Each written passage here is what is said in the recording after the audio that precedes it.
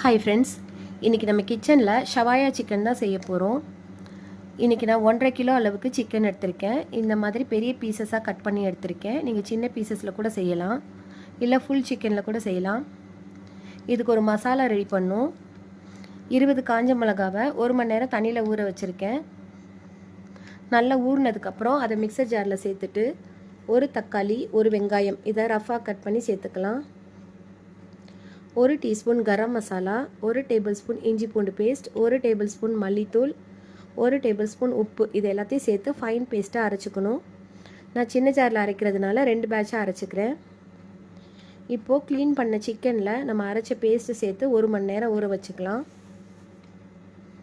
1 மணி நேரத்துக்கு அப்புறம் குக்கரில் சேர்த்து வேக வச்சுக்கிறேன். நான் 1 டீஸ்பூன் பெப்பர் பவுடரும் ஆட் பண்ணியிருக்கேன்.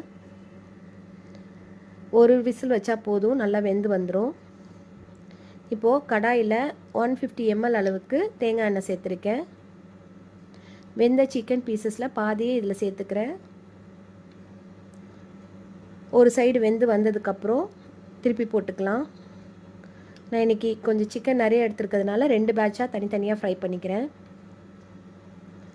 இன்னொரு சைடும் நல்லா ஃப்ரை ஆகி வந்துருச்சு. சிக்கனை வெளியே எடுத்துட்டு அதே எண்ணெயில் நம்ம சிக்கன் வேக வச்ச மசாலாவும் சேர்த்துக்கலாம். இந்த எண்ணெயில் மசாலா நல்லா வெந்து பச்சை வாசனை போனதுக்கப்புறம் ஃபைனலாக 1 டேபிள் ஸ்பூன் அளவுக்கு லெமனோட ஜூஸ் சேர்த்து மிக்ஸ் பண்ணிக்கலாம்.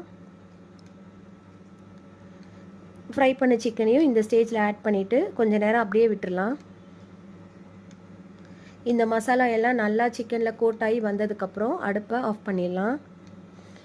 இப்போ நம்மளோட ஷவாயா சிக்கன் ரெடி ஆயிடுச்சு. கீ ரைஸ், பரோட்டா கூட வச்சு சாப்பிட்றதுக்கு சூப்பரான காம்பினேஷனாக இருக்கும். கண்டிப்பாக ட்ரை பண்ணி பாருங்கள். இப்போ டேஸ்டியான ஷவாயா சிக்கனை சாப்பிட்டு என்ஜாய் பண்ணலாம்.